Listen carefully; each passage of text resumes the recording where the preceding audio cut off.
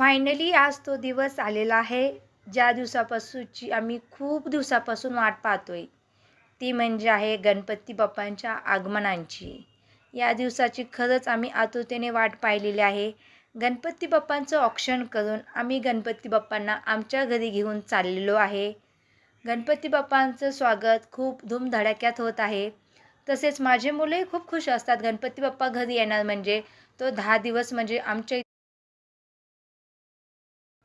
खूप म्हणजे खूप आवडीने तो आम्ही सेलिब्रेशन करतो. परत एकदा बाप्पांचं औक्षण होऊन त्यांचं माझ्या घरामध्ये खूप खूप खूप स्वागत आहे.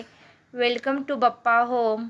खरंच घर छोटं असो किंवा मोठं, जेव्हा बाप्पा आपल्या घरी आगमन करतात त्या वेळात एक ताजमहालापेक्षा कमी नसतं. बोला गणपती बाप्पा मोरया.